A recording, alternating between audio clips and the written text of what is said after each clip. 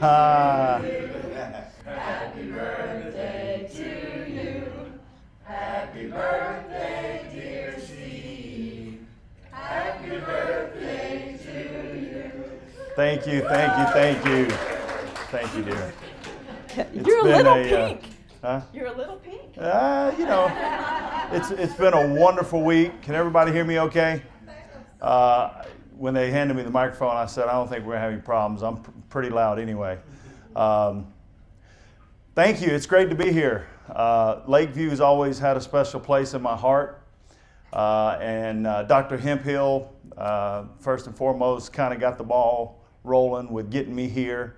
Roy, I've known Roy for ever since he got down here. And I just want to say thanks to Donna. She's out in the hallway. She did a masterful job at getting all my demands lined up. As you can tell, I'm a pretty low maintenance kind of a guy, so hopefully it wasn't too much for her. But it's been a wonderful week. It's been a long birthday celebration. I had a surprise party last Sunday. And so it's been kind of a gradual build-up, and then my wife and I had dinner last night, and I was kind of like, all right, I appreciate the love, but I'm good on the birthday. You know, I am aware that I am 40, and it's time to move on. So, all righty, let's get rolling here. The impact of addiction on men and overcoming roadblocks to recovery. That's the reason I'm here today. And my goal here today is to kind of share my experience, strength, and hope, and my own personal struggles with addiction. And that's probably, you had mentioned that there would be a break in between, and I thought maybe that would be a good time if we were to have a break. Maybe I could share my own experience, strength, and hope, and then we would have a break, and then we could get into the slides. That's probably going to be the most effective way to do this. So I guess, is there a break? Do we know? I'm good to go. I could rip and roar for 3 hours. So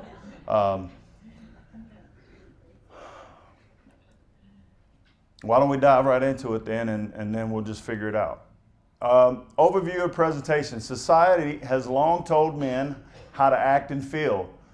Men have been told to not show emotions, which can result in being alexithymic, and to figure things out for themselves, which impacts relational health.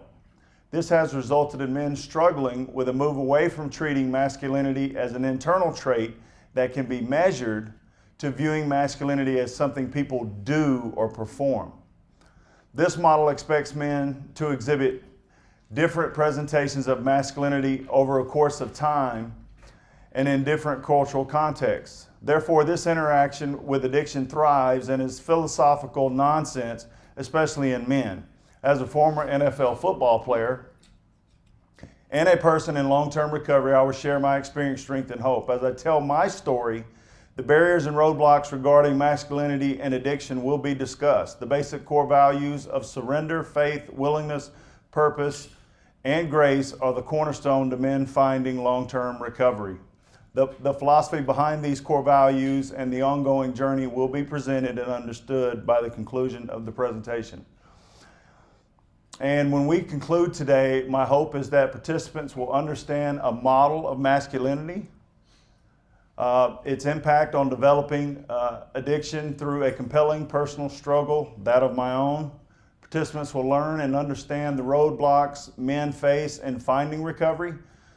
And I also want this to be an interactive type of thing. I certainly don't want it to, everybody to think that I have all the answers.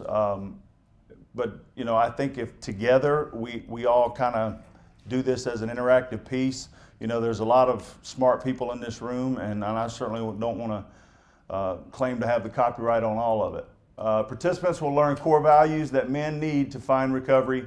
And then finally, participants will learn how to teach men the importance of taking action in recovery.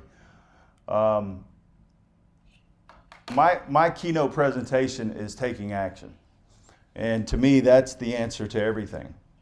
As many of us in this room know that we're either taking action and we're moving forward in our recovery, or we're taking steps back.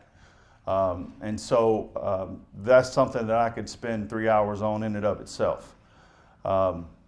So why don't we jump right into it? Hey family, my name's Steve, and I'm a drug addict alcoholic. And I am a person in long-term recovery. It was recently suggested to me that I get rid of the term drug addict and alcoholic, and that's been a tough one for me. You know, as we move into this age of trying to reduce, you know, the stigma that addiction can be, that's been very difficult for me because it's who I identify as. And maybe we'll get into that when we get into the model of masculinity, but that's been something that I've struggled with, and I'm working on that, so bear with me. I was born and raised down in LaGrange, Georgia, and I always give out bonus points for those that are familiar with LaGrange. Anybody in here from LaGrange? Anybody in here know where LaGrange is? Where is LaGrange? Okay, there you go. 10 bonus points right there. It is actually LaGrange, Georgia is located on the western side of the state, and it's about 10 minutes from Alabama. So that's the easiest way to describe it. You know, as a young man growing up in LaGrange, we didn't have much. I struggled as a young man really finding my own way. I never knew my biological father, but I knew he was an alcoholic, and I'd never be like him. I never knew my biological father, but I knew he was an alcoholic, and I'd never be like him.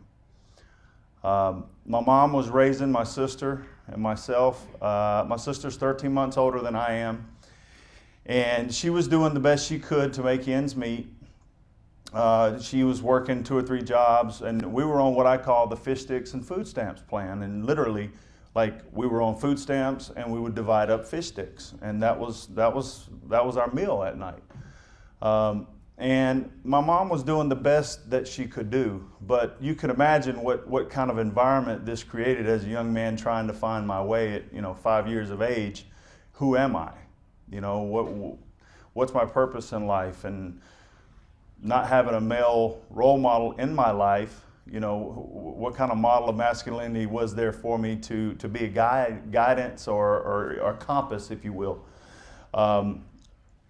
And so my mom was doing the best that she could. And I had a learning disability at a very early age. And this again just kind of compounded the insecurities that I had as a young man. We were living in an apartment complex, and we were about 5 minutes away from a gas station. And we would go up to this gas station, and there was a guy behind the counter that would give my mom quarters to give us to play Pac-Man. And we thought we had hit the lottery. I mean, this was like the best thing ever. You know, this guy was giving us quarters to play Pac-Man, and little did we know that as we were playing Pac-Man, this guy was playing games with my mom. And so about 2 months later, they were married.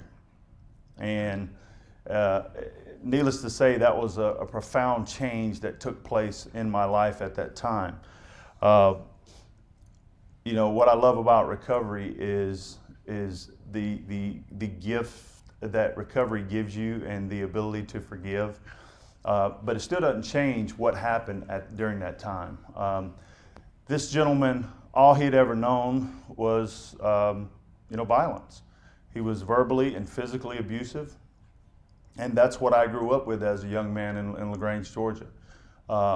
If you could imagine any and all the insecurities that I had at that time, imagine that just being compounded with, you know, abandonment issues of not knowing who my biological father was.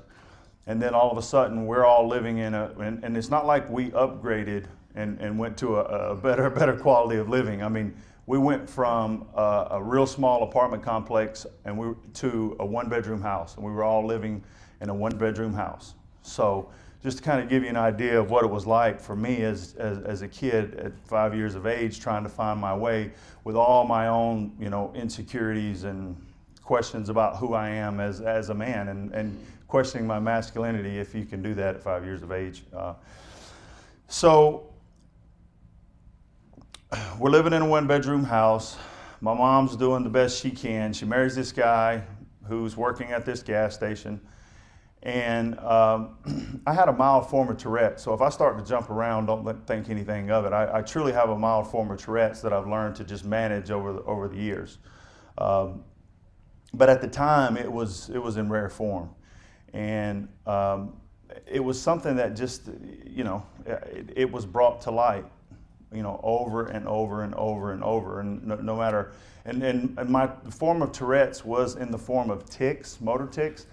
But no matter how you slice it, I was made fun of. And so all of my insecurities just got brought to the surface, and they were magnified. And so here I am dealing with abandonment issues. I'm dealing with a verbally and physically abusive stepfather. I've got a mild form of Tourette's. I've got a learning disability. I had a lot going on as a young man in LaGrange, Georgia, trying to find my way. I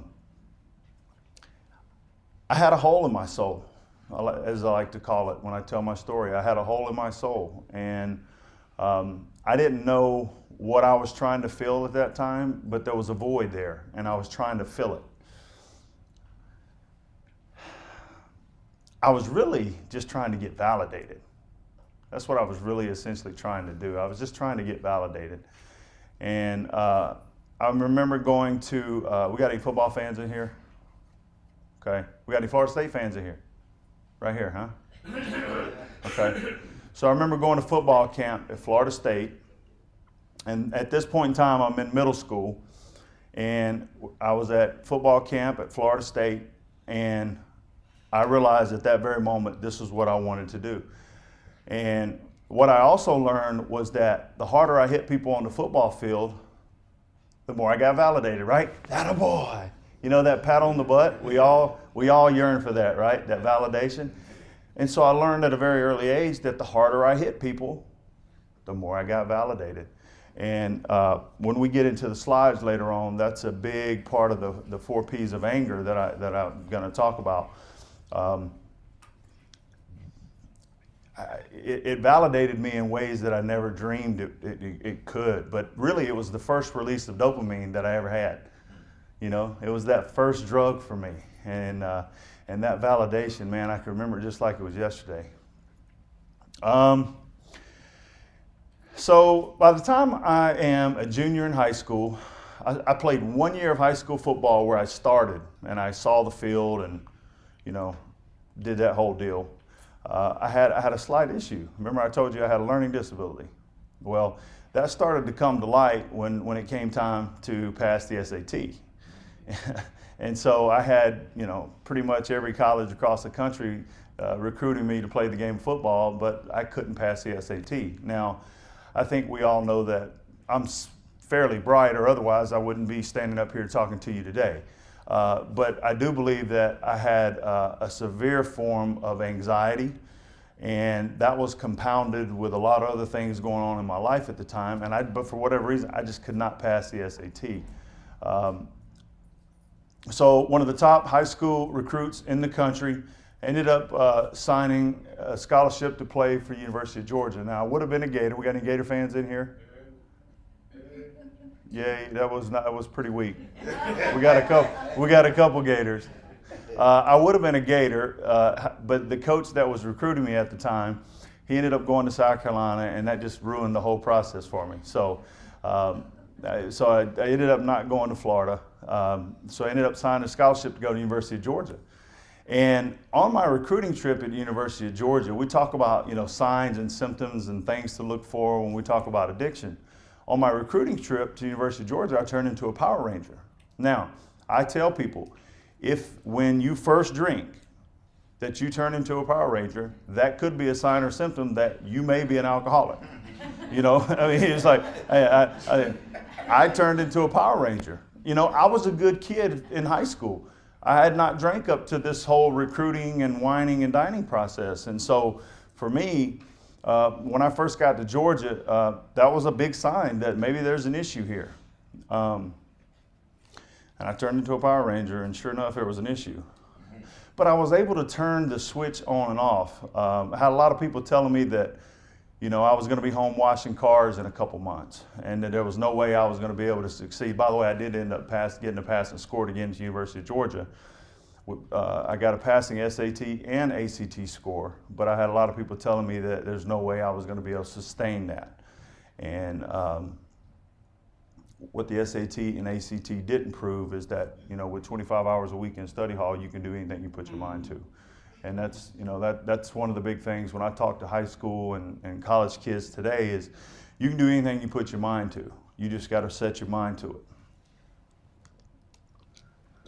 I had these bouts of what I call binge drinking. I would drink, and when I'm talking about, I'm talking to a room full of professionals here. I'm going to tell you about the progression of the disease, so that when I get to the roadblocks, and the cornerstones and the core values of recovery, you'll have a better understanding of what I went through personally to get to where I got to. So initially I was just a binge drinker, and I had a motto: hoot with the owls, soar with the eagles. And I truly believe that I could shut the bar down as long as I was up the next day, finishing first at whatever drill it was that I was getting ready to take on. And to me, my behavior was justified. I wasn't home washing cars. I'd already beat the odds. I had actually been able to stay at Georgia for a couple semesters by this point in time.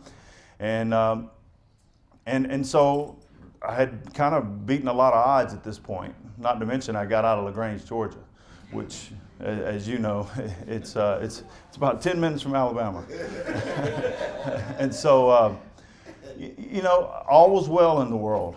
I ended up graduating from, yes, sir. You don't mind me asking, at any point during that time, did anybody try to stop you or counsel you in a different way, whether friends, teachers, professors, coaches, anybody? No, and that's a great question, and feel free to ask questions throughout. Because I was team captain.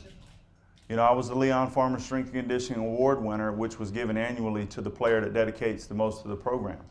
So it was kind of like, who would the owls soar with the eagles? So who was going to question it? Well, were you getting validated through drinking as well? So, great question. So, I talk about being validated on the field and the pat on the butt. Well, my first sip of alcohol and turning into a Power Ranger, I was finally validated off the field for the first time. Okay, so now I was getting validated on the field and off the field. Okay, and that was a whole new world. It wasn't like I was just getting it on the field or I was just getting it off the field. I was getting it in every aspect of my life. And so I yearned for this validation and this rush and flood of dopamine. So all great questions, and continue to ask throughout if at any point I'm leaving something out. Yes, ma'am. I'm sure you weren't doing it alone, and I'm sure it's the folks you were all hanging out with, everybody was doing the same thing, which put you into a gang and that acceptance. Absolutely. That love Absolutely. that, And somehow was not there. It was a different, very different feeling. when we get into the model of masculinity, we're going to talk about rituals, or I'm sorry, the essentially what are rituals as a rite of passage as men, how we validate our masculinity, and part of that is the rituals and rite of passages that we have to go through. So that was part of it. So I'm at Georgia. I ended up graduating in 4 years with a 3.3 GPA in business education. All was well. That spring, I met this beautiful young lady, and we'd been dating a couple months, or a couple weeks actually, and I was standing outside a bar in downtown Athens, and like I said, I'd known her for a couple weeks, and I was urinating on the corner there, as most college students do, again, this is pre-Steve becoming a professional in the field of addiction, okay? I'm just keeping it real here. I was urinating on the street corner there in Athens, and I looked back at her and I said, "You're going to be the mother of my children." And I meant it with everything that I was. And more to be revealed with that. I'm just laying it out there. Yes, sir. You have a question? Yeah, when you say you became a Power Ranger, I'm not all that familiar with kids' cartoons or. It's more of a metaphor as like I did somewhat become a Power Ranger. I thought that I was a Power Ranger, but I didn't really become a Power Ranger. A Power Ranger is a cartoon. It's a cartoon character. Superhero, yeah. Color ranger. Were you the red ranger? That's a good question. I think I was all of them. If you were all four, yeah. So where was I at? I got caught up in the yeah. So I met my wife. I met my future wife, and you know, that was pretty typical. I mean, standing on the street corner in Athens and relieving myself and looking back at her saying, you know, hey, you're going to be the mother of my children. That wasn't that uncommon, you know. It just wasn't. That was the way of life. We're talking about the rituals, you know. That was a rite of passage for me. And so the NFL started to become a reality. And, you know, I can remember being 5 years of age running around throwing the football to myself. You know, we're going to talk about, you know, being a father and what that means to me and my masculinity. I didn't have that person in my life. You know, I talked about the abandonment that I had as a young man. My stepfather was verbally and physically abusive. I didn't have someone throwing the football with me, you know.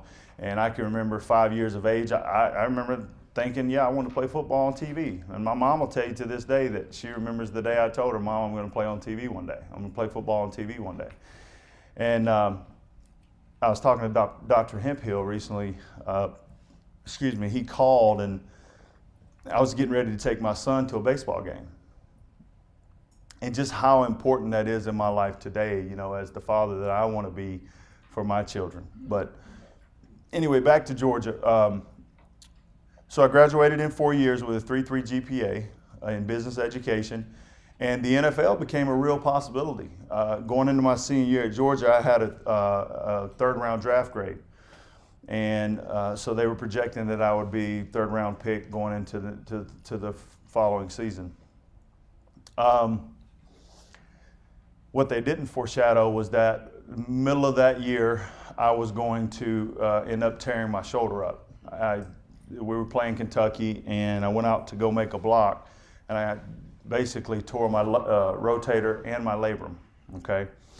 And up until this point, I was just a binge drinker, okay? I had dabbled in a little bit. By the time I was a senior, I had smoked a little bit of marijuana, tried some ecstasy, but I really, as far as most college kids are concerned, I hadn't really just taken off with it yet. It wasn't until after I had shoulder surgery following my senior year, Dr. James Andrews over in Birmingham, wonderful doctor, wrote me a prescription for 90 Lortab. Now, he's a doctor, right? And so I just had major reconstructive shoulder surgery. Surely these pain pills are not going to kill me, you know? Being the good addict that I was already had put in place, you know, if one's good, then 2 or 3's got to be even better, and we know how the rest goes. And so I found my next love, which would be opiate pain medication. I ended up going undrafted, but I did sign a free agent contract with the Miami Dolphins. I was talking to a lot of people before this started about the teams that I played for, and I didn't mention that I was with the Miami Dolphins for just a very brief period of time. Down in Davie, Florida. We got even people from the Davie area, Fort Lauderdale, Rolling Hills. That's where they filmed Caddyshack. You would have gotten bonus points for that, but too bad. It's in Florida. It is in Florida, that is correct. And so, yeah, there you go. And so I signed an undrafted free agent contract with the Miami Dolphins. I really wasn't healthy enough to play. That's just the reality of the situation. And so there was a lot of rehab that was in my future. But I did learn that I love pain medication. And I had found a new drug, if you will. I spent 4 or 5 months with the Miami Dolphins, and then before the start of the 2000 season, I got shipped out. I got cut, and I ended up signing with the Denver Broncos, and that would have been August of 2000 that year, and I spent the next 4 years with the Denver Broncos. And I mentioned to you the young lady that I fell in love with in college. We would go on to get married, and she would come out to Denver with me. And she was good as gold. There was really nothing that she could do wrong. I mean, she was a brilliant woman. There just really wasn't a lot of negative to be said about her. I mean, she was a positive influence on me as a person. And for the most part, she kept me on the straight and narrow as best she could. Denver. And I'm going to try to keep things somewhat compact so that we can get through all of it. But, Denver, Colorado was an amazing place, amazing time in my life. I failed to mention, too, in the beginning, so LaGrange is small, and it is next to Alabama.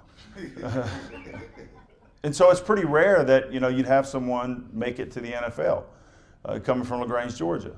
It's even more of a just unbelievable feat that my best friend and best friends from middle school happened to be a guy who would become very famous in the music industry. And we were best friends since like middle school. And I was going to play football, or actually, I was going to be a rapper, and he was going to play football. Now I'm really blowing your mind. And actually, that's the way the roles were designed that they were going to be, is I was going to be a rapper and he was going to be a football player. It just so happened that we ended up flipping roles. And I bring him up because he is such a part of my story. We ended up fueling each other's addiction during the course of this, time, if you will, at the University of Georgia. And I bring him into the picture because in 2001, I came back to Athens, and we're sitting in the car, and he says, man, this cocaine, man, this white stuff, it's really got a hold of me, and I don't know what I'm gonna do. And I was like, well, I'll show you what you're gonna do. I'm gonna show you how to do it one time tonight, and then we're never gonna do it again. that was about like the Power Ranger, right? Yeah, that didn't turn out so well. And so introduced cocaine into my life. And for the most part, without, going into the drug-a-log, opiates and cocaine would become my drug of choice. If it was, if there was something else there, I would do it. But I was a garbage can for the most part. But the main premise of the story is that, opiates and cocaine would be a way of life. And notice how I talked about, and I forget who asked the question, but did anybody, question what was going on at the University of Georgia, during this time? It didn't even matter if they questioned it, because I had convinced myself that I could overcome anything. Not only was I someone who had struggled from an educational standpoint to not only get to the University of Georgia, but then I graduated in 4 years with a 3.3, all during the same time that I'm, going downtown, raising hell, if you will. And so there really wasn't anything that you could tell me that was like, hey, you probably shouldn't do that. It was like I had the world at the palm of my hands, and one of the things that I'm going to talk about in the roadblocks for men to finding long-term recovery is we don't know how to ask for help. We don't know how to ask for help. Yes? Do you think it was maybe overlooked by the coaches because you were still performing and they didn't want to address it? Yeah, I would imagine so, yes. Yeah, very much so. It's just one of those things, again, I was team captain, so, and if I'm buying that, myself, then of course they're buying it, So it's a great question. You know, we're going to get more into that when we get into the slides too, because I think one of the biggest barriers for men in finding long-term recovery is just our inability to ask for help. But if we don't even know what to ask for or how to ask for it, then where do we even begin in this whole process? So I was in Denver for 4 years. It was a wonderful time because there were moments where it wasn't all bad. I'll never forget, it was the 2001 season, and I'll never forget when Mike Shanahan came to me and said, "Stephen, you're starting today for Dan Neal." And I played the best game that I'd ever played of my life on any level. You know, so once again, it was kind of like, it can't be all that bad. I mean, I'm at the pinnacle of professional sports, and I once again defied the odds, and I've played the game of my life, you know. And it was those things time and time and time and time again. One of the defining moments during my time out in Denver, there was an all-pro nose tackle for the San Diego Chargers by the name of Jamal Williams. I don't know if anybody remembers Jamal. We were playing out in San Diego, and the play before that, God rest his soul, Junior Seau jumped through the A-gap and hit the quarterback. And all leading up to the game that week, Coach Alex Gibbs, the legendary Alex Gibbs, had said, if Seau hits the quarterback, whoever's fault it is, you're going to be in big trouble. And sure enough, it was my fault. Seau got through the A-gap, hit the quarterback, and the O-line coaches over on the sideline dog cussing me out. And I'm thinking to myself, you know, how am I going to make up for this? You know, I got to make up for the next play. And they called a screen pass out to Clinton Portis. I don't know if for those of you that are big football fans in here, but remember the name Clinton Portis? Yeah. Yep, Miami Hurricane. And so we threw a screen pass out to Clinton Portis, and I truly believed that I was going to be able to get my head in front of the guy to make this block. But it was very unfortunate. I wasn't able to get my head in front of the guy, and I ended up breaking his leg. And I knew it just like that. And the very next week, we went to New York to play in the Meadowlands against the Jets, and I played horrible. I'll never forget when Shanahan called me into his office that day, or after we played the Chargers, you know, just to say, what were you doing? I'll never forget it because I really didn't have an answer. It was like I thought I could get my head, and even looking at it to this day, for whatever reason, I thought I was going to be able to make that block, but I didn't. Fast forward, so I spent 4 years out in Denver, and at this time I'm married, and I had started to take my wife through the ringer at this point. We got married in 2002, and I had taken her through the ringer to the point where she said, look, this is not going in a real positive direction. And the Atlanta Falcons, being born and raised in LaGrange, Georgia, the Atlanta Falcons wanted to bring me home and play for Atlanta. And so I was like, what a dream come true. But my wife already knew what was coming. With my buddy in the music industry, she already knew that this was not going to be a good thing. So when we left Denver, she said, I'm going to put together a contract and there will be no drinking and drugging. She said, you know, that's just not going to be something that's going to happen. So fast forward a little bit, we move back to Atlanta. We buy a house. The guy that ends up selling us the house that we bought, I go out with him. I spend a night out with him, and I'm like looking for cocaine. He can't find cocaine, but he's like, hey, I got this other stuff. And I'm like, no, I don't mess with anything else. And he was like, just give it a shot. You won't regret it. Well, that just so happened to be crystal meth. And over the course of the next month, I was doing crystal meth and trying to make a good impression on my teammates there in Atlanta. So didn't mean to shock everybody, but you know that's part of my story. And this is where one of my passions is helping the National Football League and helping them really figure out what's wrong with the substances of abuse program, because it's a flawed system. When I've got a guy that comes into safety net recovery, which, by the way, we are not treatment, we're transitional living, okay? When I get a guy that's coming into my place and he says, yeah, I've been to 6 or 7 treatment centers and this is the best place I've been to, that's a problem. I love that, you're speaking highly of safety net, but when you've been to 6 or 7 treatment centers and this is the best you've been to, there's a problem with the system. Okay, and one of my passions is helping, and we were talking about the documentary that recently came out about Ryan Leaf and his struggles with opiate pain medication and the NFL, and just all the barriers that he dealt with the same issues, as an NFL football player, and so I tell people, you've either got to be a dummy or truly chemically dependent to get into the NFL substance abuse program, or you could be both like I was.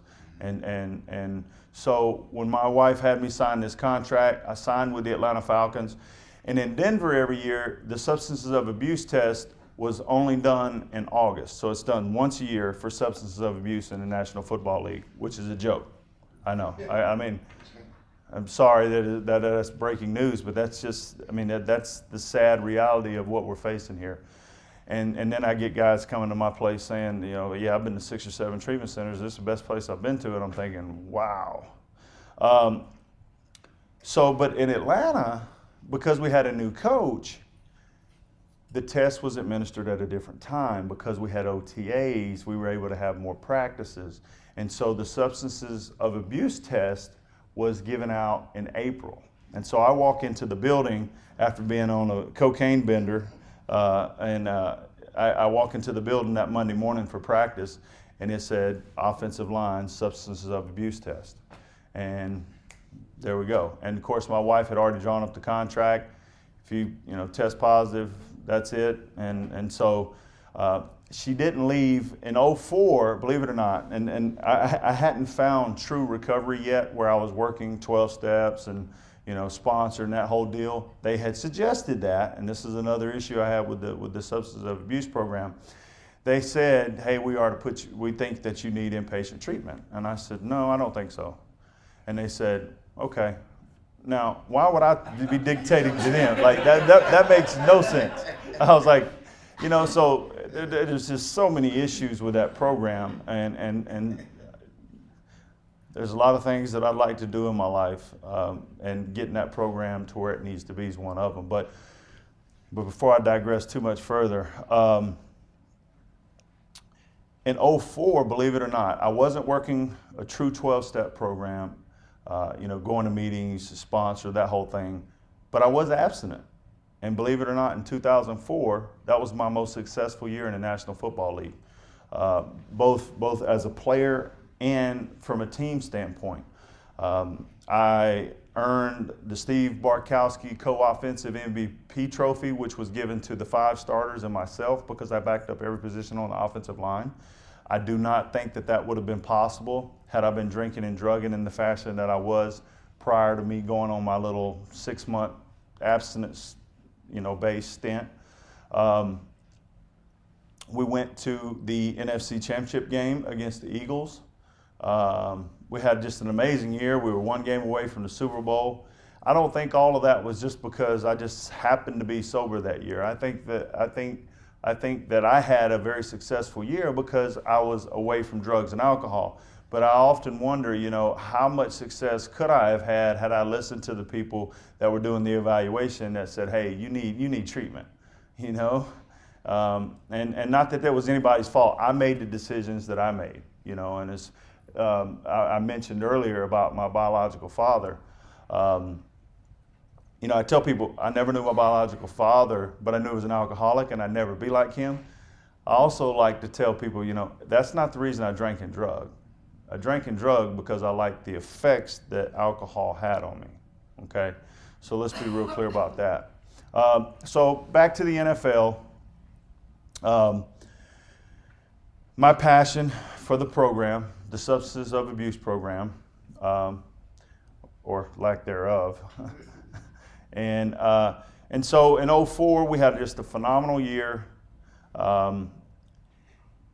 As that was winding down, and it's a 2-year program, by the way, so it's like once you get stuck in the program, they've got you, and they can drug test you, and they'll just show up at your house unannounced, and they'll say you have one hour to produce a sample, and all those things are wonderful. But it was like, what about prior to that? What could we have done? So in 2004, I thought I was going to play another 10 years. I mean, I really did. I was backing up every position along the offensive line. We had just went to the NFC Championship game. I said there's nothing really stopping me from playing another 10 years. I can play as long as I want to. Little did I know that my body was getting ready to give out on me. And that was because of a lot of different things. Does anybody in here remember the drug Vioxx? An amazing anti-inflammatory. It was an amazing drug. Yeah, but it was killing people too. And so they took it off the market for good reason. But I got to tell you, that was an amazing drug. When they took that drug off the market, my body shut down overnight. And I like to think that drug was kind of the beginning of the end for me. And so, you're talking about a young man who was really struggling with my identity from a model of masculinity standpoint. Okay, all I had ever known was football. Never knew my biological father, right? So I had an abandonment issues there. I had a verbally and physically abusive stepfather. All right, we got some trauma there. All I had ever known was football. The only way I'd ever been validated was through the game of football, and all of that was about to be taken away from me. Now, yes, the stories are true that the NFL teams do help provide pain medication and things of that nature, Toradol injections and all that kind of stuff. But being a good addict and also someone who was trying to prepare and prolong a career, I had about 1,000 Lortab at home that I was getting ready for the 2005, and it's amazing, that that's a lot. But, at the time I was like, no, I got to get geared up for this season. And you got to imagine too is, I was at a point in my addiction where, it was an 80 milligram Oxycontin just to get up, and that's not including, the Lortab in between on a daily basis, just throughout the 80 milligram oxys. And we're going to talk about it too as men in recovery, Yes, ma'am. At this point, you're in the program, the drug addiction program with the NFL, where they're monitoring you. They are monitoring me, but not for pain pills, because they're giving out pain pills as well. Yeah. How many of your teammates knew that you were in that program? So at that time, no one, because confidentiality on your first strike. I mean, when you see a guy on ESPN that's like saying, he's tested positive for some substance of abuse, and that's like his first strike. That's really like his third or fourth strike. The first one is confidential, and they do honor that. So, but that's a great question. But so just to kind of get back to where we were with my career. Again, they took Vioxx off the market. And at the end of '04, going into '05, and so I was gearing up for the season, and I was doing it the best way I knew how, which was with pain medication. '05 comes around. And as a matter of fact, the last game that I played in was down here in Jacksonville.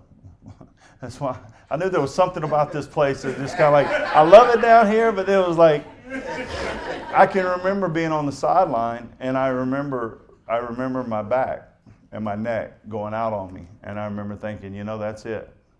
And it's been an unbelievable ride, But at the time, I was still young. Now, I mentioned to you about my wife and her basically putting this contract together when we came back from Denver. She didn't leave me at the start of the 04 season, but as soon as that season ended, she was gone. I mean, she hit the road, and she told me, she said, look, I've been gone since the start of the year. I just haven't physically left yet. I'm now going to physically leave. And so we were separated at that time. But remember, I told you I had a friend in the music industry, and I'm sitting at home, my career's coming to an end, phone rings, who is it? My good buddy that's a rapper in the music industry, and by the way, at the time, he had, the #1 video on all the, this was back when they had music videos. He had the #1 video on all the channels, and he was a pretty big deal at the time, and he said, hey, you always promised me that when you got done playing football, you were gonna hit the road with me. And I said, you're right. And don't you have a Girls Gone Wild DVD that we're about to shoot? That leads us into the next chapter. I know that it seems like you can't make this stuff up. I mean, you really can't. But that's, the miracle and the blessing of recovery is that I'm here to tell it today, and I have purpose today. And so, yes, sir. I've got a question. Yes, sir. You talked about that spurt where you were like 6 months without substance. Yes. As a recovering addict myself, I found it hard to put that long of a time together without a program, like you said. Right. Because I'm sure in the NFL, you guys would went out to eat in places that had drinks. It would always be the situations that got me back into it, no matter what I was trying to do. How did you overcome that? I truly just said, I'm not going to drink. And when my friends would say, hey man, why aren't you having any drinks Y'all tonight? drinking on the planes and stuff? Yeah, yeah. I mean, it was, standing up on the planes when the planes landing. I mean, it was all kinds. I tell you, you can never fly a commercial flight. I mean, you can never do it ever again. Thank you. So yeah, I mean, there were a lot of guys but they just didn't question it. Hey, I just come up with, at this point, you become a pretty good liar. Hey, I'm recommitting myself to the program, and I want to make this a better football team, but this is the truth. We laugh about it, but this is the truth of, the situation. But I had my buddy that was in the music industry that had called me and said, hey man, you always promised me that when your career ended, you'd come hit the road with me. And that's precisely what I did. And over the course of the next 10 months, we just about killed each other. Now, mind you, at the time, I had no kids, okay? And, my wife had already left, but we had already reconciled at this point, okay? And so I was like, hey, let's hit the road. My career's over. There's not going to be really anything that I could do to mess anything else up because I'm done playing. My body says I'm done playing football. So the game of football was over for me. Did you have some money? I did have some money. I wasn't a big spender, and I didn't make a lot of money when I was playing. I mean, relatively speaking, I was a league minimum guy, and over the course of 6 years, I had a 6-year career. I started about 13 games, like I said, so I was a good, steady backup. How good could I have been? That's the one question that haunts me, as I think I'll always ask that question. But then it also goes back to somebody that brought it up earlier about, my time at the University of Georgia. I mean, I asked this question, how good could I have been at the University of Georgia? But I was team captain. I mean, I was 2-time All-SEC. I mean, how much better can you be? I don't know. So anyway, I decided to hit the road with my buddy in the music industry, and over the course of without really boring you down with the details of everything, we were in Vegas, and we had brought in the Targets and the Walmarts of the world. And we were trying to sell this DVD to them that we had just shot over the last 10 months. And we had been given the key to the $60,000 a night Playboy suite at the Palms. And we literally were sitting there looking at each other, and we were absolutely miserable. And at the time, as a young man, had just finished playing football in the NFL, and out here on the road, my buddy in the music industry, it doesn't seem like you could get any better than this. And we were just staring at each other, absolutely miserable, and it was like, this is it. We're at the bottom, I mean, we're at the top, but yet we're at the bottom, and that's when I knew I was in trouble. Not that I didn't already know, but that's like when it got real for me. I was like, I got to get some help or I'm going to die. We're talking about masculinity. We're talking about barriers and roadblocks to recovery. I never knew my biological father. My stepfather was verbally and physically abusive. But there was one man who had stepped into my life at this time who was extremely valuable to me, and that was my father-in-law. And I'll never forget the day that I was sitting in treatment and I realized what I had done to him, that I was going to have to get honest with him. So he had really just did things with me and showed me a lot about life that I'd never had a father figure in my life at the time. He had done things with me and shown me things that I didn't know was possible. And a lot of fishing trips were involved with this man. And I mean, I like to this day say that he was the father I never had, in my life. And we happened to be up in Canada, and if you've ever been in Canada in the middle of nowhere and going through opiate withdrawal, it's not a good feeling. And I was in opiate withdrawal, and my buddy and I were going to go through the cabin and see if we could find anything, and sure enough, we found his pain pills.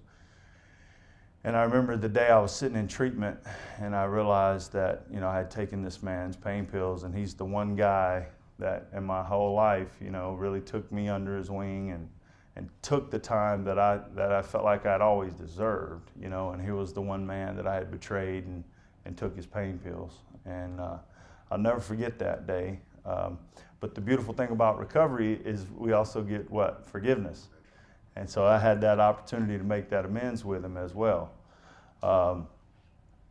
So some of this may be redundant as we go back through the slides, but I do feel like it's important to kind of tie up some loose ends as far as my story goes. I talked to you about, going through opiate withdrawals in Canada, and that would have been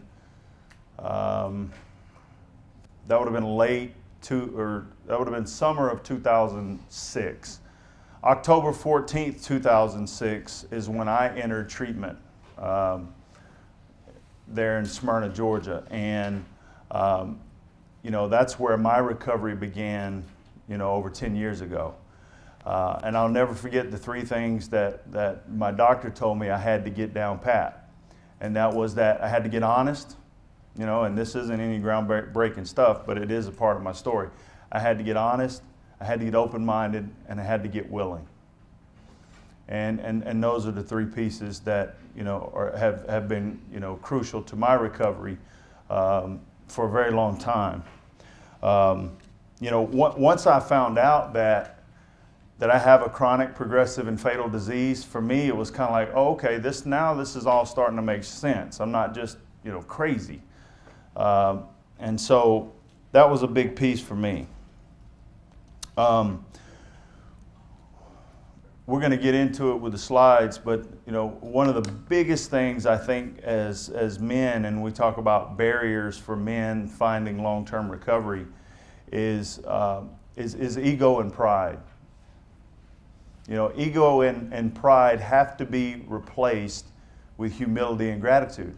I'm a firm believer in that's one of the biggest pieces. One of the things that we pride ourselves in at Safety Net is helping men learn how to ask for help. And one of the ways that we do that is eating some humble pie. And we always get the question, especially from parents, what do you do about guys that don't have transportation? How do you help them with that piece? And it's kind of like, well, that piece actually just takes care of itself, but it actually helps us in another area, which is some humility. And because when we start talking about men and long-term recovery, when you're staring at a phone list and you're trying to get a ride to a therapy appointment or a doctor's appointment the next day, and you've got to start working on it the night before, you're getting to work on that humility that night, you know. And we don't, you know, a lot of the families that we deal with, they seem to find, they look at that piece and then they think that transportation can be a barrier, and we look at it as an opportunity for growth. So just thought I would share that. Let's see the clicker.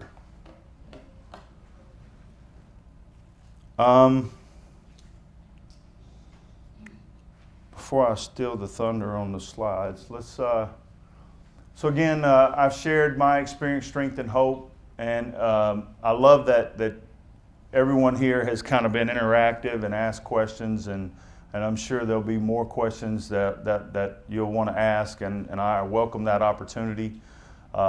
This is a little bit different than just normally, you know, just telling your story. I really like this because we're going to get to go back through it and make sure that everybody's clear on what it is we're talking about. So let's look at a model of masculinity. Let's look at some characteristics of men.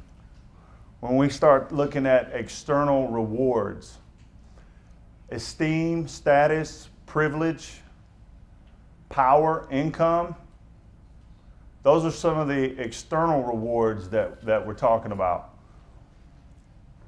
Anybody think of the NFL right here? Huh? It was funny, you know, putting these slides together, a lot of this stuff just resonated for days with me.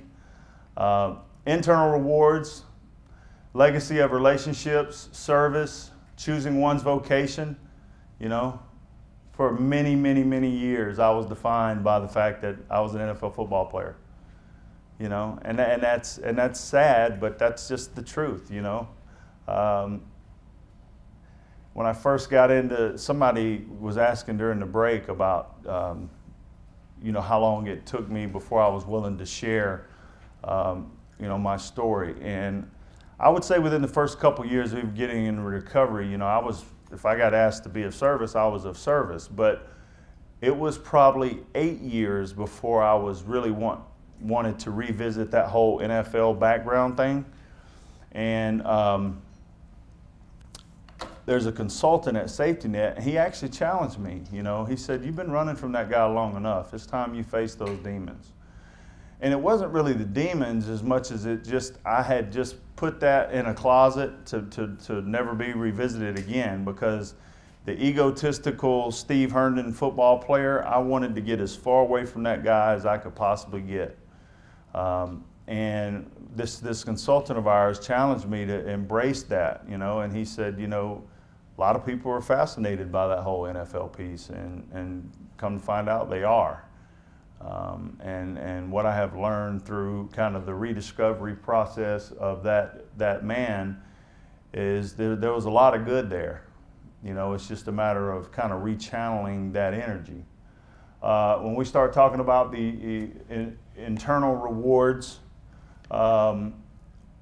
we start looking at, you know, capacity of endurance, sense of responsibility, intellectual abilities.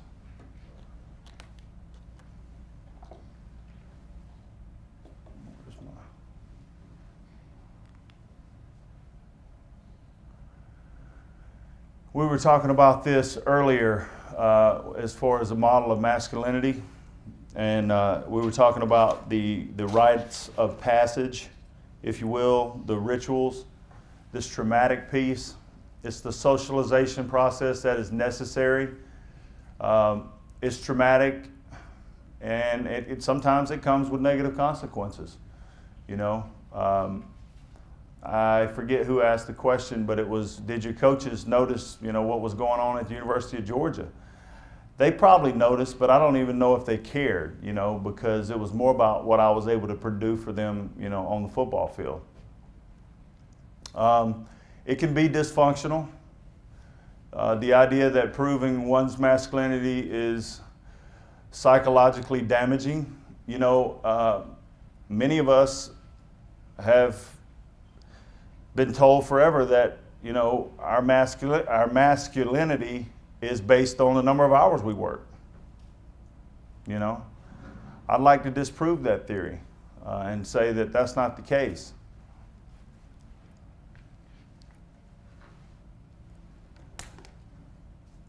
What about this role discrepancy strain? Most men fail to live up to expectations and therefore view themselves from an inferiority perspective. Anybody find that true? Yeah?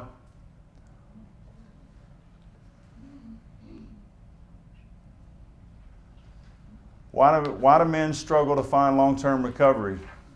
These are just some talking points that I put together. Pride, anger, poor self-esteem, the need to provide, the myth that real men don't need help, the myth that real men don't cry, the myth that real men aren't afraid, the myth that being powerless is a sign of surrender. And we're going to get into that a little bit deeper when we get into the core values. I thought this was an interesting statement. Many men would rather look better and feel worse than feel worse and look better. What are your thoughts on that? You know? It's interesting. You know, are we willing to put in the work that's necessary to evoke change? And then find, yes. I know my husband is going to graduate from PT school in August. Oh, wow. I'm very, very proud of him. Absolutely. But what this is bringing up for me is his wife, is that he had the hardest time going back to college because he couldn't stand the idea of me supporting us. And I remember just thinking it was the most bizarre thing I'd ever heard. Because as a woman, like, oh yeah, you can support me all day long, honey. You know, I'll go to the gym, and and there was no problem. I'm like, I got no problem with paying the bills. But, you know, he really, really struggled, and I watched this process of his friends ragging on him nonstop, that I'm his sugar mama, and oh my God, did Val buy you that truck? And she must have da-da-da-da. And it seems like that just has not relented. And part of me is just like, good Lord, let the man go back to college. You know, and he's just dying to go back to work, I think, just to get his friends off his back. And I'm just Yeah. like, take all the time you need to go back to work. You gotta study for your exam. Like, they're just jealous. They're just jealous. But I know he hears it, and I just think, wow, that's so important. It probably keeps a lot of men from doing, like, things they want to do because they can't bear the thought of their wife supporting them. Yeah. It's just weird. Yeah. It's part of our culture, yeah. Yes, ma'am. That last thought that you just shared, you know, many men would rather look better than feel worse, than just feel worse and look better. I would tell you that would be women too. Yes, ma'am. That would not just be men. Yep. Everybody get that? That would be women too. Yep. But with different, you know, with different role expectations, but it's the same phenomena about not wanting, about that avoidance of anything that's painful or unpleasant, especially anything that's painful or unpleasant. Yeah. Yep. Very good point. Yes, ma'am. It may sound like a silly question, but as Valerie was talking, I started thinking about, like, for men, do you want to look better for the approval of your male peers or for women? It's a good question. For me personally, you know, being a devoted husband and father, for me it's my peers, you know, and that's speaking from my perspective. Does anybody else have any input they'd like to add to that? I would ask my husband would want it for his peers. Yeah, absolutely. Okay. Anybody else? Yes, ma'am. The judgment that we place on others and valuing others as human beings what you were talking about before, is being identified as the NFL player instead of who you are as a person. Right. Yep. Anybody else? Yes, ma'am. I would say with the other men, because the female role in your life is probably the role where you can be the most vulnerable. You know, hopefully, if it's a good, healthy relationship, that's a place where your vulnerability would be held with a loving connection. But with your male peers, there's more vulnerability. Yeah. As well as the female side. Valid point. Yes, sir. I think it depends on the guy. Okay. Maybe the stronger role model you've had in your life, you had a stronger male role model, you have struggled a little bit on the female side, but if you had a stronger female role model, you'd struggle more with the peers. Yeah. Very much so. Probably has a lot to do. We were talking at the break. You were talking about your story and how much, you know, it was a lot like mine, except you didn't have that male father figure in you, or you did have the male father figure versus me not having that in my life. So, yes, sir. I had a military background, and I look back on it, and for most of it, alcohol was a big thing. You know, you have a company party, you know, they bring in a Jeep trailer and kids and all this kind of stuff. And I was a weirdo. I never developed a taste for alcohol, cigarettes, or coffee. Never fit in either, but when I look back on it, I don't think I understood it at the time, but I think a lot of those guys were dealing with PTSD. I remember one of the most competent leader,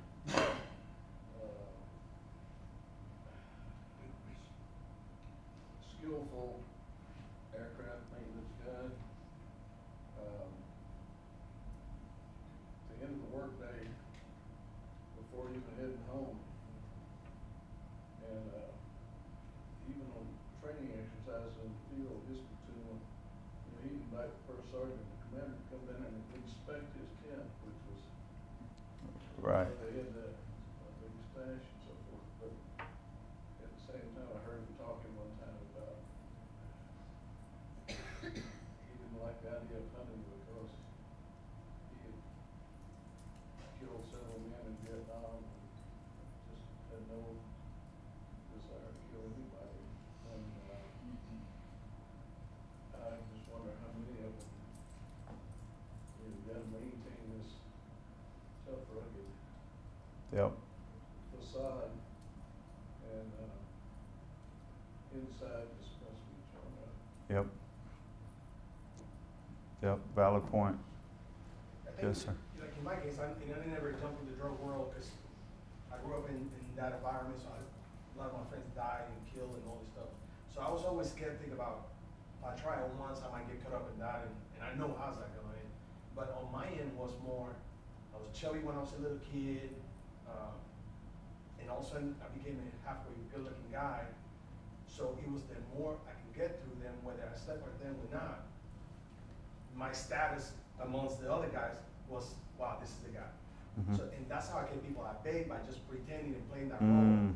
And I would just take women out, parade them, and not sleep with them. Just, oh man, this is the guy that, you know, you leave alone. Right. And I did, like you did on your end with the drugs, I did a lot of damage on that just to keep, you know, that perception that, and I remember you said that, it was, you hit me right back, being in my apartment, living at rooming with this friend of mine, and bringing this girl, beautiful girl, to the house just to study. And my whole point was, I didn't want to be by myself in that room. Mm. I mean, talk about empty, like you said, from the outside, oh, you got it together. I played college basketball. I was modeling for a little bit. I did all this stuff. People thought he got it, like you Yeah. said, right here.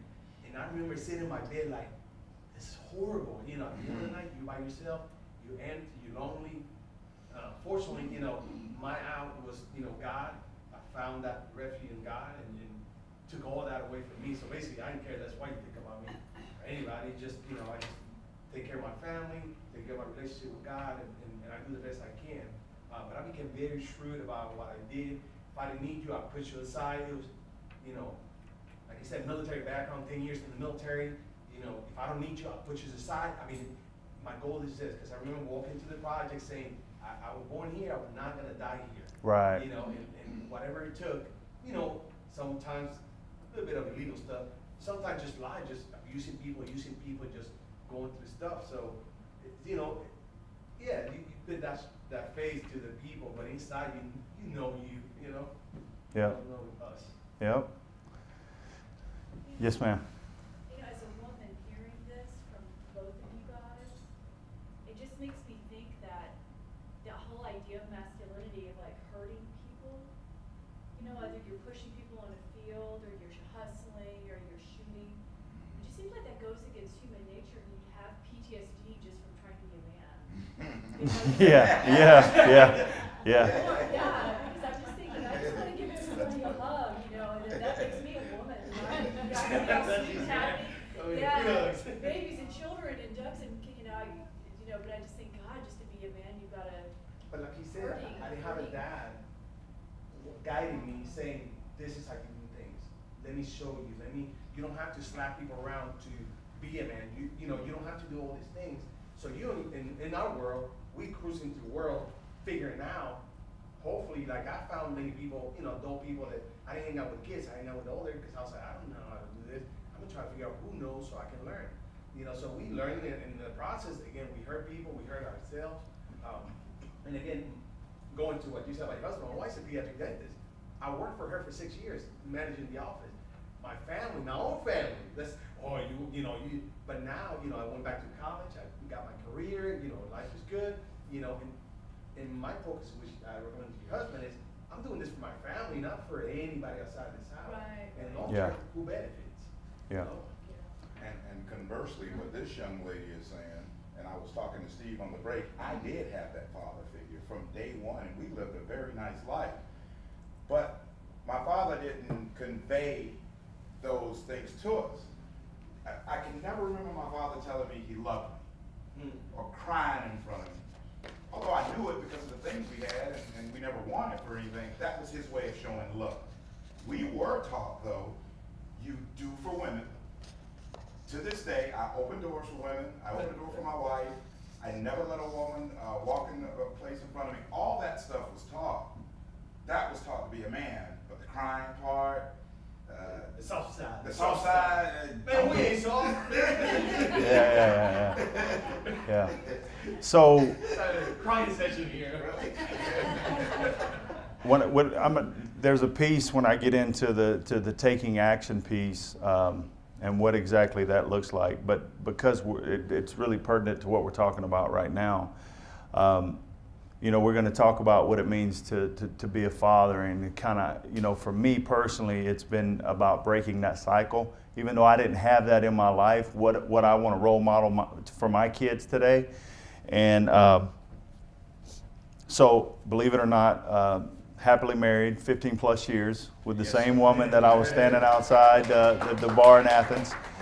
And I've got 3 beautiful children. I've got a 7-year-old son, my daughter's 4.5, and my youngest son is 2.5. And I'll never forget, so when my baby boy was brought home, so he's almost 3, 3 years ago, or anyway, the point I'm trying to get at is this. My oldest son was holding my youngest son, okay? And he looks up at me and he says, Daddy, he says, I love him so much, I want to cry. Now, my sponsor tells me, he says, Stephen, you realize that is because the behavior you're role modeling, that's the only way your son knows how to verbalize he loves him so much he wants to cry. There's no other way that he can feel those emotions at that age. And for me, you know, that's what masculinity has come full circle, not to kind of finish it off here before it, but in full circle, because we're talking about this, is for me, masculinity is just that. It's being a role model for my children, and, you know, showing my son that, yes, I love this kid so much I want to cry. You know, that's to me what masculinity really is in a nutshell, you know, and just because I didn't have that in my life doesn't mean I can't go role model that for my children.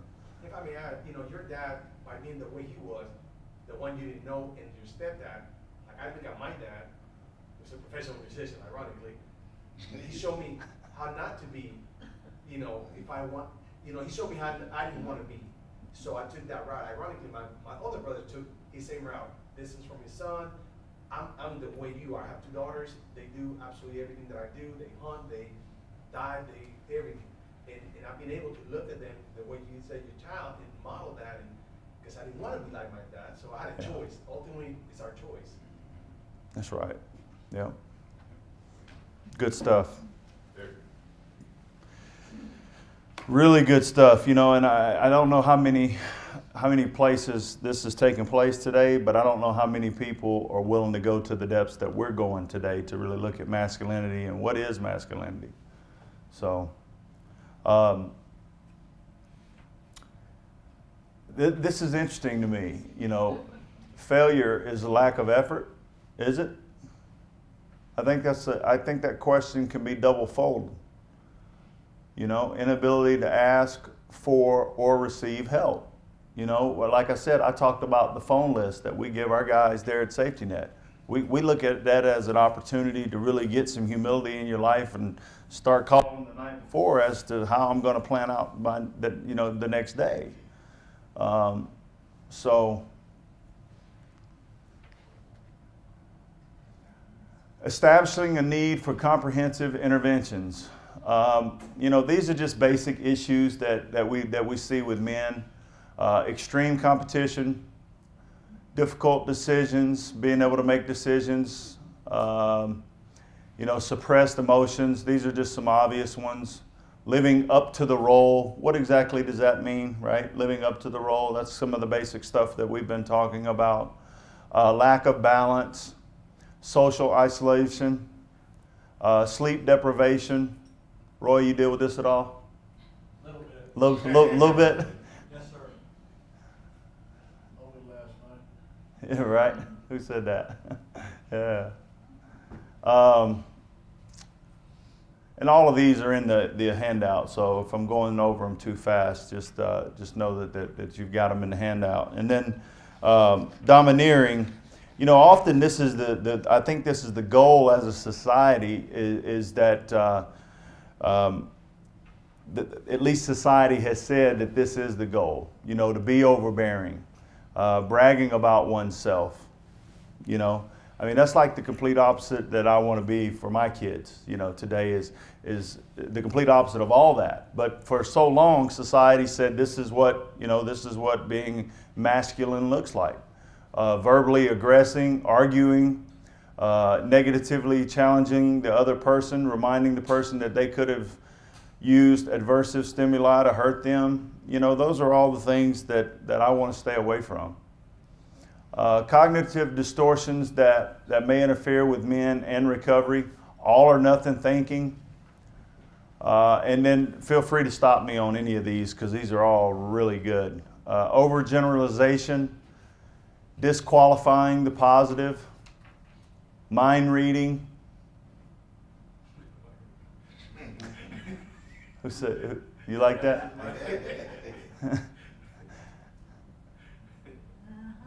I don't need to ask. I know how they feel about me. I mean, right?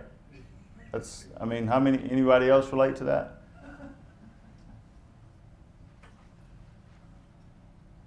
Again, a lot of these are very basic distortions that men struggle with in finding long-term recovery.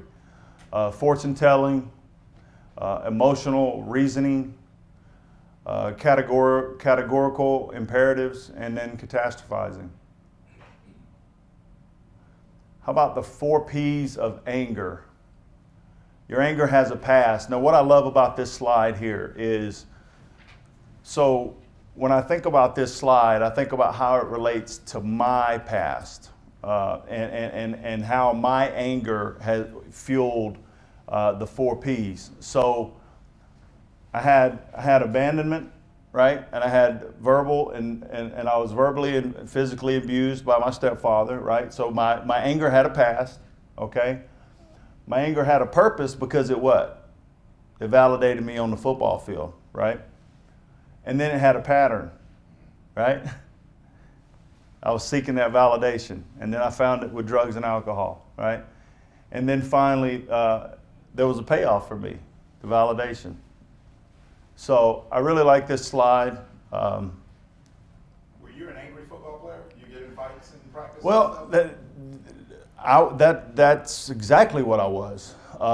You know, I know it's hard to believe. A lot of you see me standing here and you say, well, big guy, you know.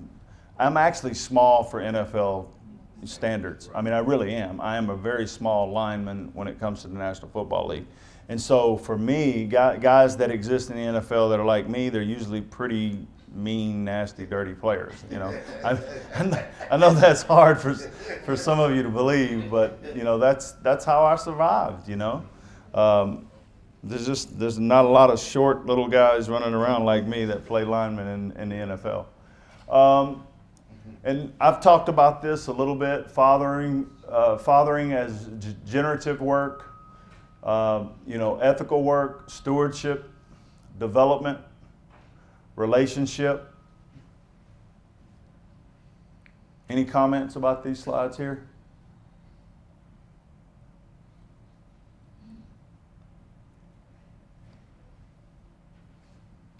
What about morale? Productive, mature, loving. Again, we're just talking about masculinity. What's interesting, I'm sorry, No, go ahead. when you define those terms, when you ask people to define those terms and you ask them what love means to them and showing, you know, love to another person, or when you ask them to define just the words morale, productive, mature, loving, how many different answers? Oh, yeah. There's no telling. I mean, I bet if we went around the room, we could probably find a good 20 in here. Right, so, you know, so directing people back to something that's different than what they're doing, because what they're doing is not working for them is Right, job. right. Valid point. And then, like I talked to y'all, I told y'all, you know, one of the things I like to do is to really role model in ways that I didn't have, you know, for me as a young man. Ways to be involved, communication, teaching, monitoring, thought processes, caregiving, availability, planning, shared activities, providing, affection, and on and on.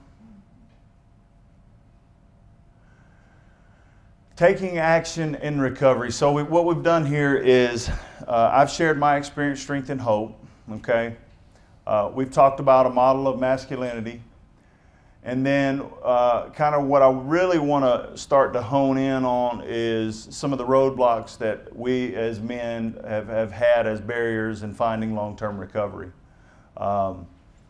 Taking action in recovery, to me, it's about honesty, as I mentioned to you earlier. Being open-minded and being willing. Okay, it's understanding that I have a disease, it's chronic, progressive, and fatal. And then also that ego and pride must be replaced with humility and gratitude. Now, one of the things that I failed to mention at this point is just how important meetings, sponsorship, and steps were to me in my early recovery. I'll never forget, I was at the first Friday night speaker meeting when I was at Ridgeview Institute, where I got sober back in 2006. And the guy who was speaking that night said that on his 8th intervention, he broke out of the straitjacket. And I was like, that's my guy right there, you know. 8th intervention, he got out of the straitjacket and wrecked the van. So, but no, you know, for me, especially not having had a role model in my life, a good positive male role model in my life, this was a big step for me, getting a sponsor. And I did it. even though it made me uncomfortable, I did it. And it was really the springboard to me finding my newfound life in recovery. He made me do a lot of things that made me uncomfortable. You know, one of which people say, and I'm just enamored at the amount of people say, you know, you got to call your sponsor every day. Yep, you got to call your sponsor every single day. You know, and I tell people, I say, look, I don't know how to wipe my behind. That's the reason I call my sponsor every day. So I call them up and say, hey, I don't know how to wipe my behind. How do I do this? Like, because that I don't know how to do that. So,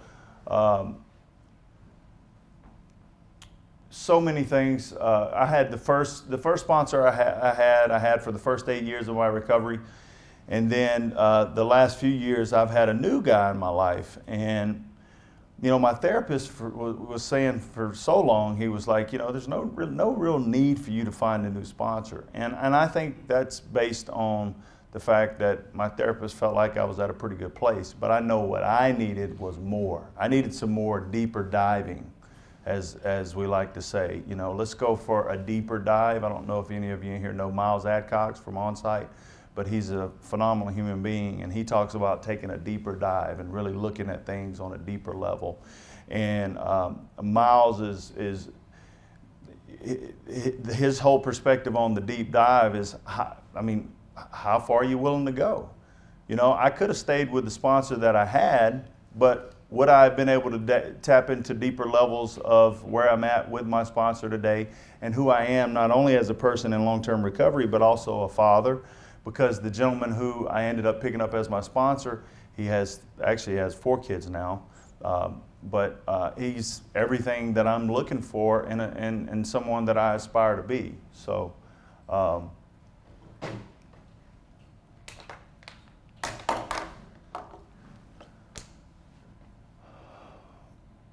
you know, this psychic change piece, ultimately a psychic change, that's really not up for debate. You know, and I would imagine that there's many of you in here in long-term recovery. A lot of people talk about that as something as kind of an optional piece. That's not really an optional piece. You know, and for many, I would imagine, you know, you find yourself saying it's a God of your understanding, just like I would. But if you're going to sustain long-term recovery, especially as a man, you've got to be very comfortable in saying that, you know, God is where it's at for you today. And it can be a God of your understanding, but you've got to be okay with that. It goes right in line with everything else you're talking. The first thing is, the only thing you've got to change is everything. There you go. So that's part of everything. Yep.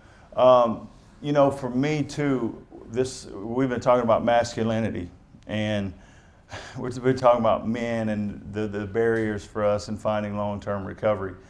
The next piece that I'm going to talk about is therapy. I mean, many of you in here do that for a living. To me, that is like the ultimate in asking for help. You know, as a man, going into an office where I've got to sit there and pour my heart and soul out to this individual, and then in return I need to take what they have to say and do something with it. And for me, it's been the most profound thing that I've done in the 10 plus years of my recovery. Yes? I really don't like stereotypes, but I guess since we're kind of talking about this in this context, we all know there are certain stereotypes that are basically true about men and women being different. One of them that I've experienced is that the men that I have in my life hate asking for directions. Yes. Yep. That's true. Difficult for a man to ask for directions. Imagine, as you know, how difficult it would be to go to a therapist's office and ask for help and be willing to receive it and look at yourself. So it's like from one end of the spectrum to the other. Mm-hmm. Yeah. No, it's huge. You know, and again, that's the whole phone list thing the night before. Yes, dear. I think that goes hand in hand with that being like a sign of weakness. Like Uh-huh. you guys are supposed to be able to figure it out. Right. I should know how to get to point A to point B without having to ask. I Right. should be able to figure out what's going on with me.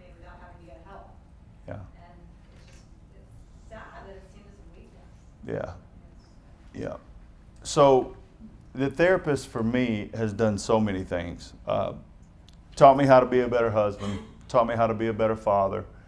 But one of the biggest things that it's taught me how to do, and it's taught me how to have relationships and meaningful relationships. I didn't know the codependency that was laying dormant. Well, it wasn't really dormant, but I didn't understand the codependency between my mom and I, because I had been her emotional sounding board for 20 plus years. And I essentially had to divorce my mom so that I could be a husband to my wife. And my therapist is the one who, I know, my therapist is the one who helped coach me through that process, who helped me understand what codependency was, what it looked like, and that it wasn't okay to talk to my mom every single day. Because to me, my mom was everything. She was the person who was always there for me. And when he broke it down to me in the sense that, hey, you are essentially married to your mom. You have been her emotional sounding board for the greater part of 25 plus years. And so what you've got to do is you've got to break down that barrier so that you can finally be a husband to your wife. And man, when I did that, that's the one thing out of that recovery. It's given me so many things, but out of everything, I think the relationship that it's given me with my wife, simply because I was willing and able to look at the codependency with my mom and breaking that codependency. It's just been unbelievable what it's done for my relationship with my wife, and if that's not a model of masculinity, I don't know what is. So, how are we doing on time? Doing pretty good.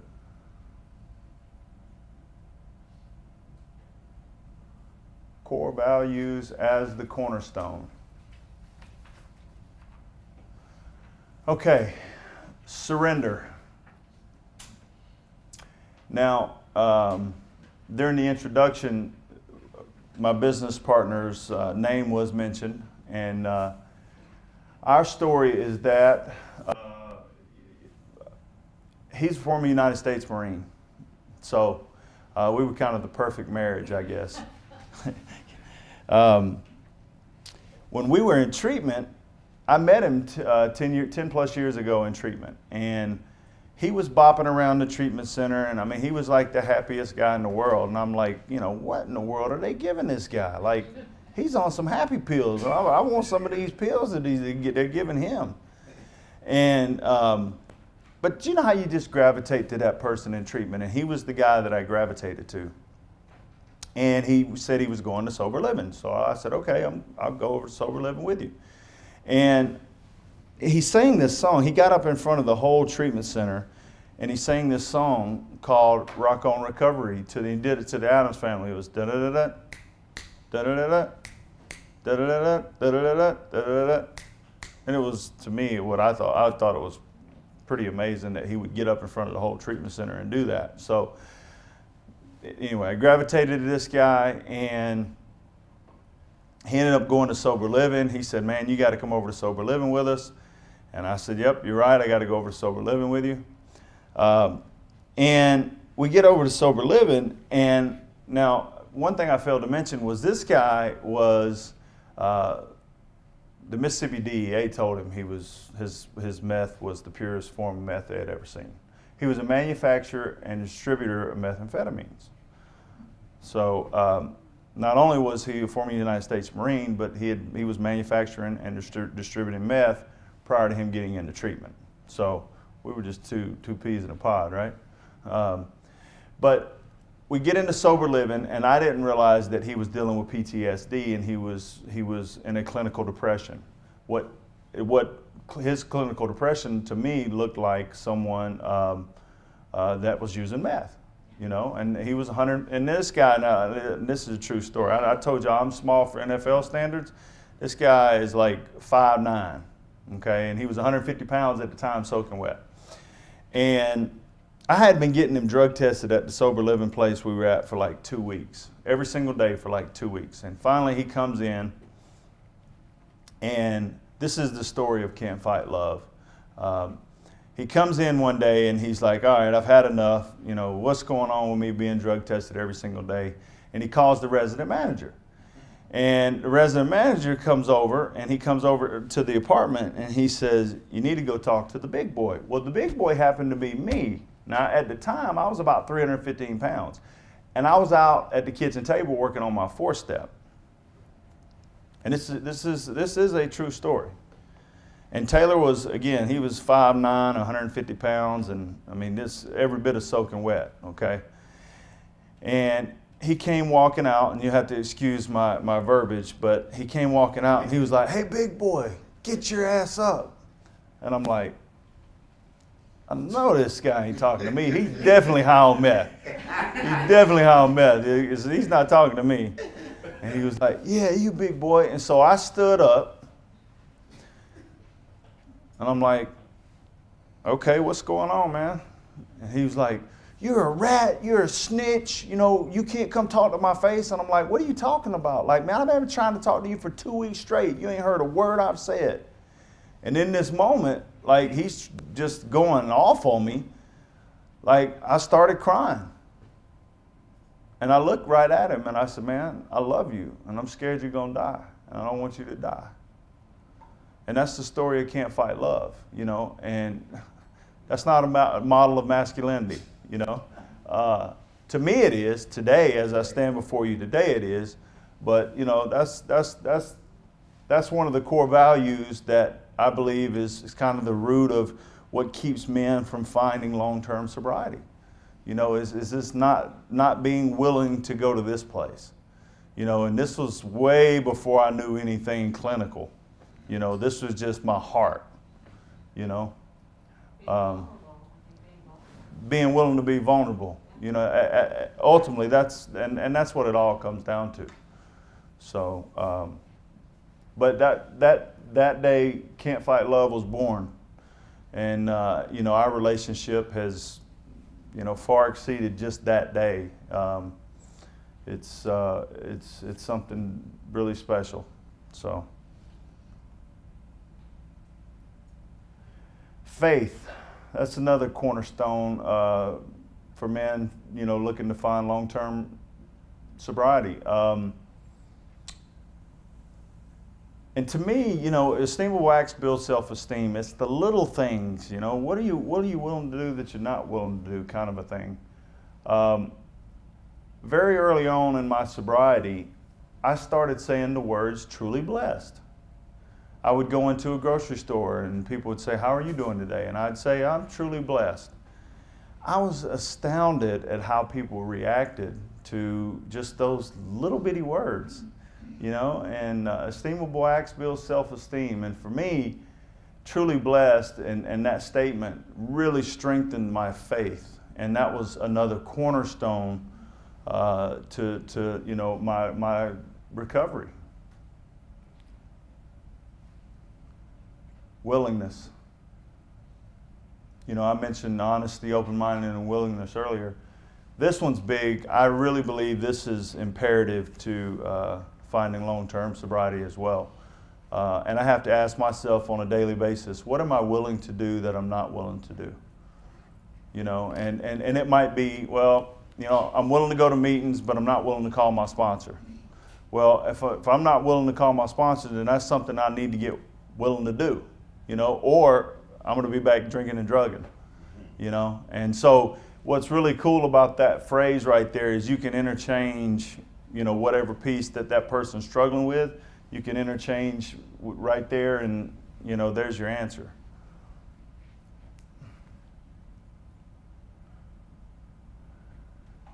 Another core value of ours, you know, purpose. We feel like that if there's anything worth doing, it's worth doing with all your might. And I wrote in here, we who have recovered from a hopeless state of mind and body have an obligation to give back. We finally have a sense of purpose. You know, I don't think you can say it any better than that, you know. And then finally, we live with spiritual significance because we've been given grace, you know, having found long-term sobriety. Any? Back to what you and that gentleman said about your phrase, "I'm truly blessed." Uh-huh. And with this young lady in mind, because my dad never told me I love you, or that was taboo for a man to say. In my recovery, I found that I need to be saying that. There is nothing better in my life today than to going up to a perfect stranger that I may do something, hold the door or something, how you doing, Mm-hmm. and say, "I love you." Yeah. They look at you like you're crazy. Like you're crazy, yeah. It is, and some of them, it will spark a response, and they go, "Well, I love you too." And they don't even know they're saying Yep. it, and they're looking at you like, "I just told them I loved them." Yeah, And it's just a great feeling. It really So is. that's my little buzzword. I don't Yeah. Very good. Any comments on the core values here?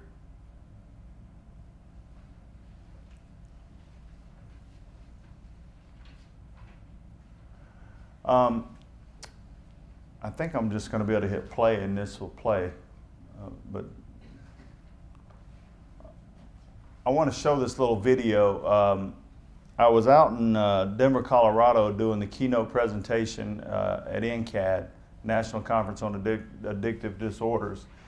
And some guys sat me down and they said, "Hey, we want to ask you a few questions." And I didn't really think much of it. And come to find out, they put this little documentary together and it got like 8,000 views on Facebook. But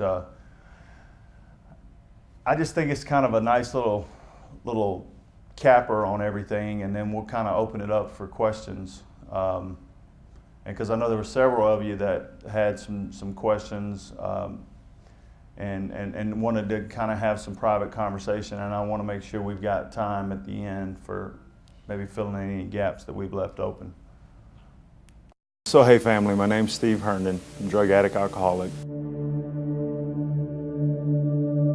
Been seeking validation ever since I was a scared 5-year-old little boy who never had a biological father. I was looking to fill that hole in my soul, as I tell in my story. And football was my first drug. I learned that if I hit people hard enough, that the coaches would give me a attaboy, a pat on the butt, and I seek that validation. And then eventually I would go on to play at the University of Georgia, and I finally found that validation off the field, and it was in the form of alcohol. And then that would eventually lead into drugs. And as I mentioned in the beginning, I never knew my biological father, but I had heard that he was an alcoholic and I would never be like him. I justified it and validated it by the fact that I was a team captain. I was the Leon Farmer Strength and Conditioning Award winner, which they give to the player who dedicates the most to the program every year. And so I had a lot of things going on, and I said, well, you know, the justification's there. I mean, I had a motto: hoot with the Owls, soar with the Eagles. Turn it up! I had the opportunity to go on and play in the National Football League. Played 6 years in the league. I played 4 years with the Denver Broncos and then 2 years with the Atlanta Falcons. During that time, which I was doing a lot of drugs, there was really nothing off the table. But mostly I was eating pain pills just to be able to perform. My body was just beat down. And in 2005, when my career ended, I had about 1,000 Lortabs just sitting at the house. And I had a buddy in the music industry, and he said, hey, you always said when you got done playing, you know, you'd hit the road with me, and that's precisely what I did. And over the course of the next year, we just about killed each other.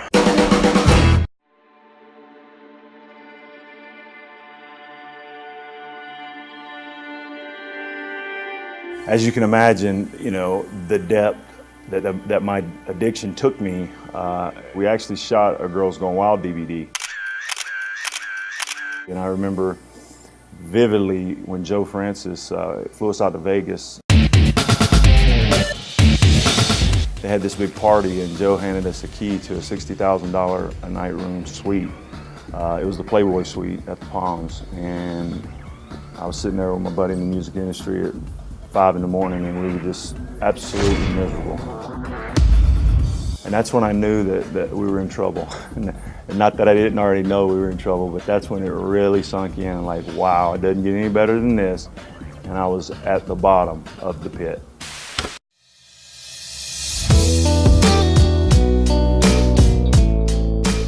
October 14th, 2006, I entered treatment at Ridgeview Institute.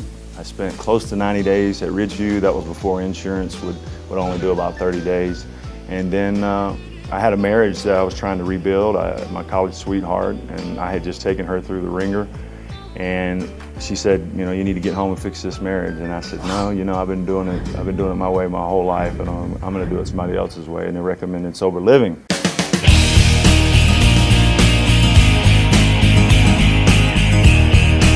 For me, it was about working the 12 steps and having a God of my understanding that I could really relate to. But therapy is such a huge component for my story. My therapist really taught me, you know, who I was and why I do the things that I do, other than the fact that I'm just crazy as hell. But I needed to know what were some of those deep-rooted issues. I mean, I just thought my dad did the best that he could, and that, you know, my therapist really helped me understand what that was all about and what trauma is all about. That there's a reason why we alcoholics and drug addicts drank and drugged the way we did. I know for me, it was because I liked the way it made me feel, mostly because of all the insecurities I had as a young man, that scared 5-year-old little boy, all of that stuff went away when I drank and drugged. When I found the God of my understanding and I started to fill that void and that hole in my soul, my life changed in ways I never dreamed possible. The last thing I told my wife before I went off to treatment was, when I find you, I'm going to kill you. And I'm happy to say that today we have 3 beautiful children. I'm a certified addiction counselor, level 2. I'm also a clinical supervisor. I own and operate a sober living community in Atlanta, Georgia. But I just get to be, you know, not only the daily amends of pulling in my driveway and loving on my wife and loving on my 3 children, but just to be able to go to, you know, I don't even call it work, to just get up every day and go be of service. I never dreamed that, you know, that hole that 5-year-old little boy was trying to fill would fill it the way that he does today.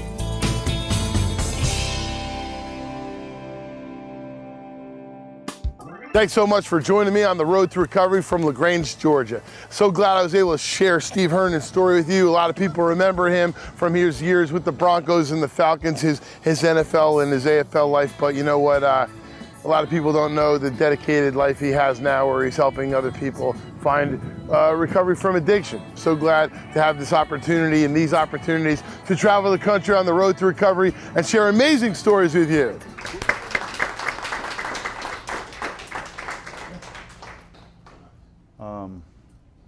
Yeah, I just thought that little story that this fellow right here did, it just kind of ties everything together, you know, and you know, with this piece on the impact of addiction and men in recovery, I just kind of felt like he kind of brought everything together at the end, and maybe there was some thoughts, maybe some things I left out. Any questions, concerns before we close? Do you go through the urges of, you know, the drugs, or I'm not saying about the sponsorship and the other Right. side. Inside of you, do you still crave that stuff, or do you kind of at peace and? Yeah, no, I'm at peace. I mean, those 3 children you saw right there, I mean, those are, you know, that's the joy of my life today, you know, and I have a whole nother sense of purpose with Safety Net Recovery, and I can honestly say that the urge to use is not there today. So, you know, my cup runneth over. I mean, truly, you know, and it's I'm blessed beyond my wildest dreams. You know, I can honestly say that. So. That reminds me of one of my favorite poems. I couldn't quote the whole thing, but the repetitive idea behind it is, I'm drinking from my saucer because my cup is overflowing. You can find that on the internet. Okay. Good enough. Do we have evaluations and things Yes. like that? Did everyone get one of the evaluations? Anyone need one? Raise your hand if you do, I'll run get you one. Just a reminder to everybody, I've got business cards out here on the main table, and if there's any questions or concerns you have about today's presentation, or I know there have been several of you that you feel like there's somebody in your life that maybe that I can help out in some way, somehow, please reach out to me and I'll be happy to do that. Thanks again for having me.